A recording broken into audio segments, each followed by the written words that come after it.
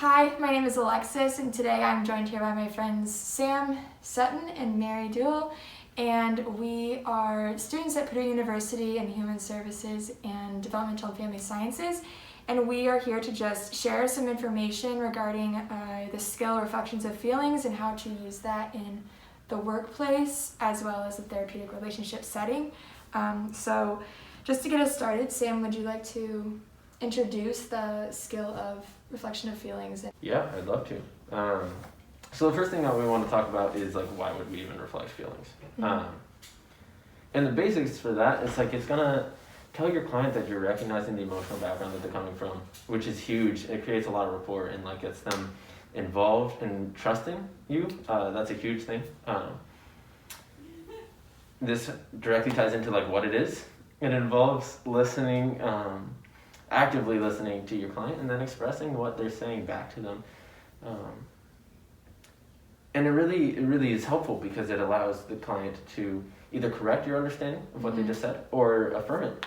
Just to reiterate, it's a skill that challenges the client to dig deeper and be introspective and think about what their circumstances or situations are doing to their emotional and mental health, and using that in order to work with them and grow with them, right? Yeah. Absolutely. So I know there are challenges and benefits to using this skill in the therapeutic setting. So Mary, would you like to just dig into what those benefits look like before we get to challenges? Yeah, definitely. So one of the key benefits is Samuel had mentioned rapport between the client and you as the helper, and reflecting feelings is a really key way of building rapport. That it helps you to it helps the client become more aware of their emotions and what is going on around each topic, and knowing that multiple emotions can be occurring at the same time.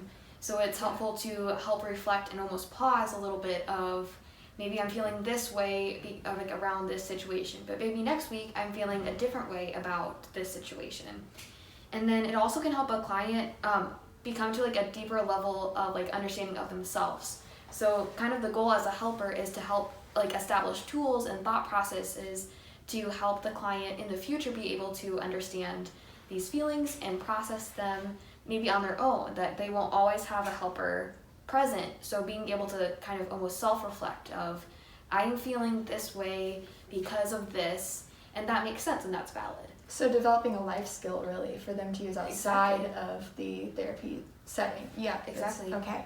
Yeah, and as much as there's benefits, it's not just super easy. It's really challenging. I think some of the main challenges are that clients aren't even always aware of what they're feeling. Definitely.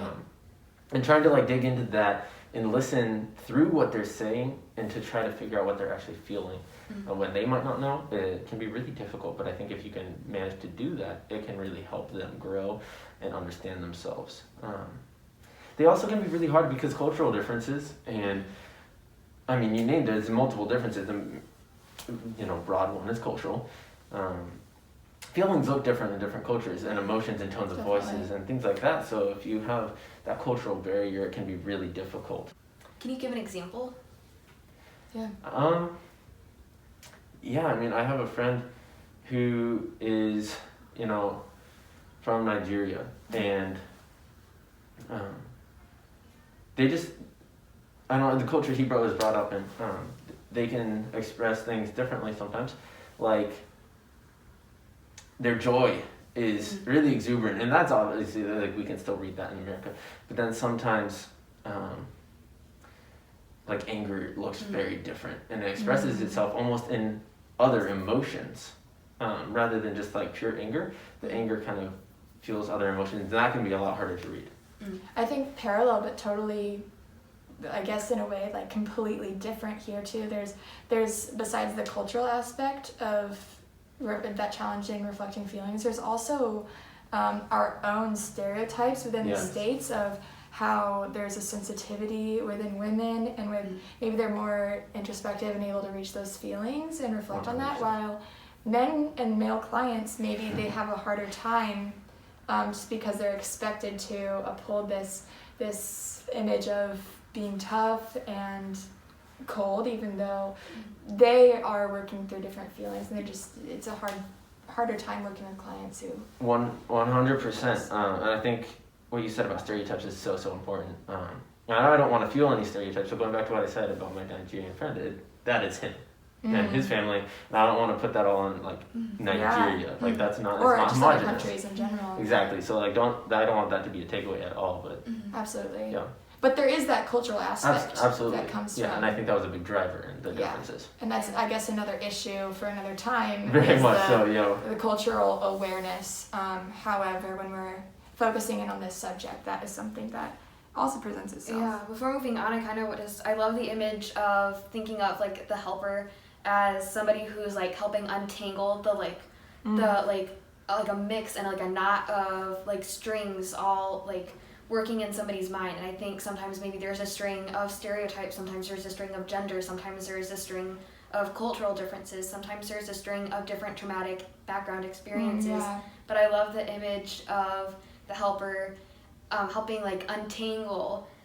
In our textbook for our class that we're in, it says untangling the emotional knot seems to be healing even if no real action is taken. And I think that's such a powerful statement. Yeah, that absolutely. just helping people to unravel almost themselves. That it's not an easy process, but helping to reflect on feelings is such a key way of helping people unravel and figure out what truly is at the root of that knot. Yeah, I think that's a really interesting thought too, especially with clients of trauma, because there is so much shoving down things that it becomes kind of this tangled up web that eventually just spills out of the closet door. You know, it's like, how do you work through that individually without having those skills that we essentially want to give to the clients? Absolutely, and I think that really actually ties into our next point, and that is that there are multiple feelings almost at all times, especially with trauma, and there are variations and depths, and feelings compound themselves over time, but also with other feelings. So as you add feelings, it becomes compounded. As you add time, it becomes compounded. So like pushing things down is a very common trope, especially when you talk about gender, especially in guys. Guys will just push things down, and then they compound themselves and come back later, often in the form of anger. And so one thing that helpers can really do is to influence the way that people think about their feelings, and to get people to actually think about feelings from the past even, and get through those so that they don't come in outbursts. And that can really bring a lot of emotional health to the clients. Absolutely. And I think there's also, just for like the simplicity of it, if we wanted to break down this, because this is a very complex skill, but just for the sake of simplicity here, if we could break it down to like a formula, and Mary, I know you have some information on that if you wanted to share. Yeah, so in our class we had some key phrases to use, meaning like with the first one really being you feel blank. That I think it's so important and you'll later share that somebody has talked about different phrases to kind of steer clear of when working with clients that can kind of influence maybe they're feeling almost pressured by us to like feel certain ways because that's what we expressed. But using a statement as like you feel anxious watching the election results come in, or you feel insecure or incompetent when planning for the future. And then adding like a paraphrase to a reflection of feeling, which paraphrasing is another skill. While we're focusing on just reflecting feelings, paraphrasing is a separate skill, but is really helpful and beneficial when reflecting feelings. So you could say, you feel blank when blank. So maybe you feel exhausted when you are the strong friend in the group. Or you feel overwhelmed when Purdue doesn't have a fall break and a reading day is not very clear or organized. Yeah. And then multiple feelings can occur too. So you feel blank and blank when blank. So that was a lot of blanks. But you could say like you feel excited and nervous when getting ready to graduate from college. Absolutely, yeah, that's a really good structured frame of reference for what that looks like. But just before we move into the next thing, Sam, if you would elaborate more on like what is that multiple reflections of feelings? Maybe just going back to those multiple feelings, I think, especially in reference of reflecting them, an easy way to do that, and Mary just touched on that with her last point, and that's to say, like, oh, you feel scared and excited. Because that's very real. Like, no, it's so exciting. I think paradoxes. Yeah. Yeah, I think those two actually go together a ton. I'm getting ready to potentially, depending on COVID, going to Europe next semester, and I feel scared to leave and excited to go. And I think that's something that helpers can do if they notice that, and maybe a client doesn't realize they have either feeling, or maybe they realize they have one but not both at the same time. And that's okay to have that conflict. It's so okay, and I think, that with the I think helpers can really, just by expressing that and reflecting both at the same time, that helps the client normalize having multiple feelings, and as well, maybe even just realize that they have those. Yeah. And almost putting a word to, like, if as like the client, there can be so many feelings going on at the same time that having the helper almost put a word to it, which is like not diagnosing, but like putting a word to it can help give like a tangible, I'm feeling nervous. So maybe here's where I can something go that they didn't know that they felt before when you said anything. Yeah, and I was even going to say, I think there are times too, and I'll get into this more later, but we're going to take the leap of faith as their helper, and sometimes we fall, completely miss the mark, and don't know where they're actually standing or what they're feeling, but just our assumption can help them even think like, okay, yeah, maybe that's not what I'm feeling, however, like, what am I feeling? And giving them that substance to kind of work with and think about, okay, like, where am I standing and why? Yeah, and I think that feedback actually really helps them in another sense, and it shows them that, oh wow, that's what you're getting from that, and they can see that, maybe what you expressed is not what they feel, it is what other people read from how they expressed it, and that can help them as well. Yeah, definitely. So just transitioning here, in preparation for just this sharing on this subject, I was able to do some outside research, if you will, and something that came up to me quite a bit as I was looking through the interwebs was attentive silence is something that we should touch on. So when we're talking about the subject of reflecting feelings, we cannot miss this part, this associate of reflecting feelings, got ahead of myself, which is attentive listening and active listening, which is probably one of the first skills you would learn as a helper in the therapy setting. You need to be able to listen well. But I think it goes deeper than that. And so just in my research, I was thinking about, okay, what does it look like to balance that idea of silence too? Because if you give too much silence as they're reflecting on those feelings, we give them the question of, okay, well, do you think that this is what you're feeling? Or phrased differently. And then maybe there's that break of like, maybe they're trying to fill it and quickly give you a response, because silence is awkward, and it's our natural response to try and fill that silence. However, after they are finished responding, maybe even giving them that break to like, okay, is that all? And is that actually truthful to what maybe you're really feeling? But so I was kind of off the script there, but just as I was doing research, I found that silence and listening can work for and against the practice of active listening, right? So, in fact, according to Yolanda Gomez, an anti-racist activist and board vice chair for the Environmental Justice Association Beyond Toxics, she said, silence as a response can be a form of inaction and negation. So we have to be careful of, okay, are they going to feel rejected, or is this going to help them further grow as an individual and reflect on those things that they aren't yet able to identify in terms of where they are emotionally?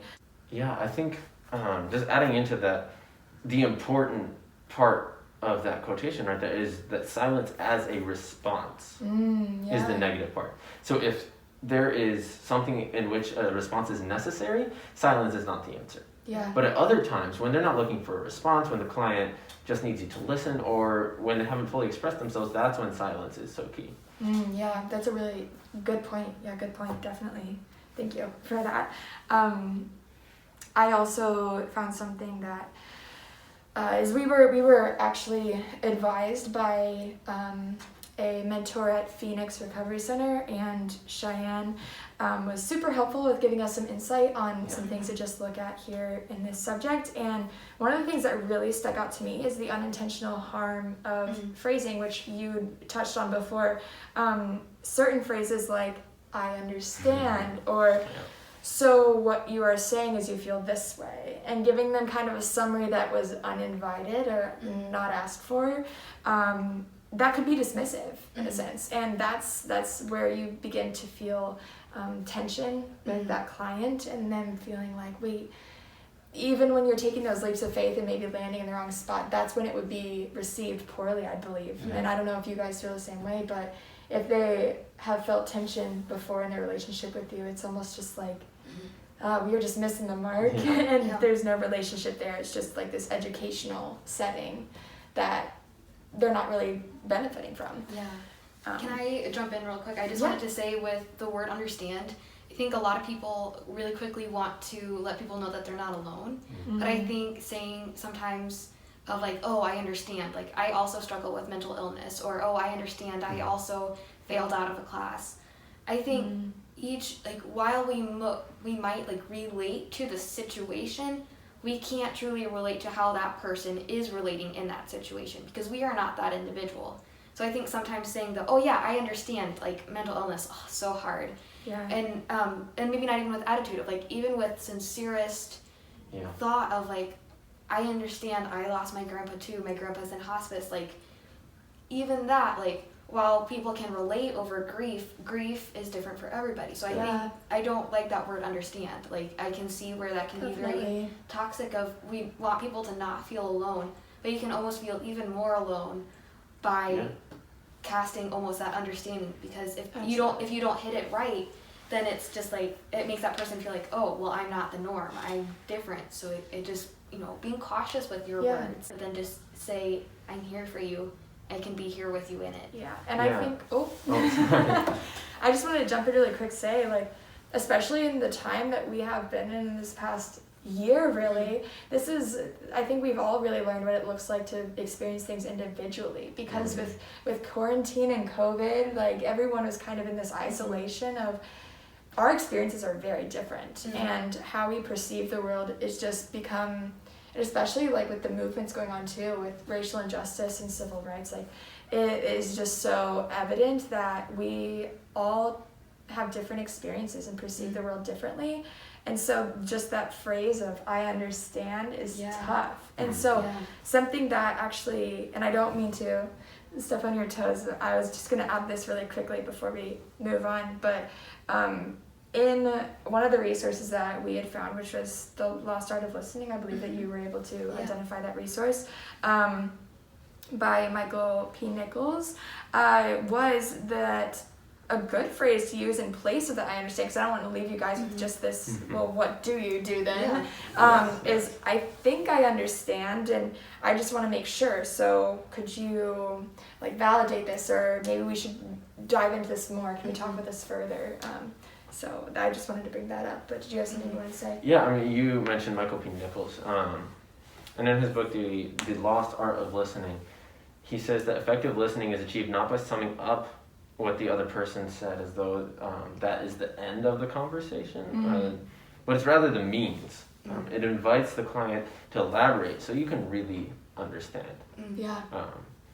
Not to pretend or to show that you understand, but to really truly understand through that elaboration. And I think one thing, a good way to kind of sum up how to reflect on it, it's just like a really easy thing to remember, is the AAA.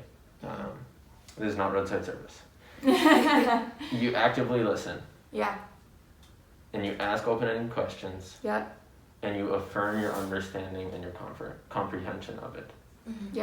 And those are all interrelated, of course. You might listen to them and think, oh, well, you're saying the same thing twice or three times, I guess. But they do have differences in their subtleties, and I think they're also important. Do you want to just go over those one more time, just so we can... So that's a good idea. Actively listen, ask open-ended questions, So when there is time for you to respond, invite the client to go deeper. Mm-hmm.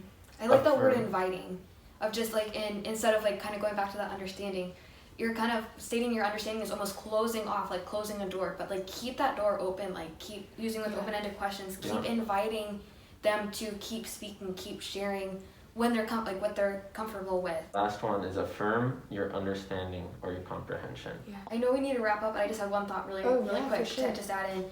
With kind of going off of your affirm, your understanding, your comprehension, it's also okay as a helper if you don't exactly know what to do in a situation. I love, there's a video on YouTube that's comparing empathy and sympathy by Brene Brown. And I love, there's a bear character in it, and he just says at one point, I don't even know what to say, but thank you so much for telling me I'm here with you. And of just almost that, you know, letting them know, like, not that you have to understand the complexities of it yet, like maybe in one session, maybe there's not enough time to fully understand, but of just saying, you know, thank you for being here. I am here for you. How can I support you? Instead of enforcing, yep, one session I figured you out, here's what you need to do, here's a to-do list, just go and do this. Of really enforcing that, you know, it's not always a real quick checking the boxes off. It's a relationship. Really, it is. Yes. So of just, you know, I'm so glad you told me. I'm here for you. I'm listening. Yeah. Yeah, and that's so huge because I think a lot of time clients come in thinking, oh, this is just their job. They don't actually want to be here. They don't want to hear what I have to say. I'm just doing it because, you know, with minors, maybe my parents told me to, or hey, maybe the court told me I have to do this, or whatever it is. Showing them that, hey, I'm glad that you were sharing that with me. Thank you. That rapport, again, it just goes back to that kind of full circle of what we said at the beginning, of that rapport between you and your client is so, so important. Yeah, thank you again, and just thank you to all of our resources and our contributors and our advisor, Cheyenne, who provided us information that we were able to share today, and it was such an honor to be speaking with you guys. So with that in mind, thank you. Yeah, thank you. Have a good rest of your day.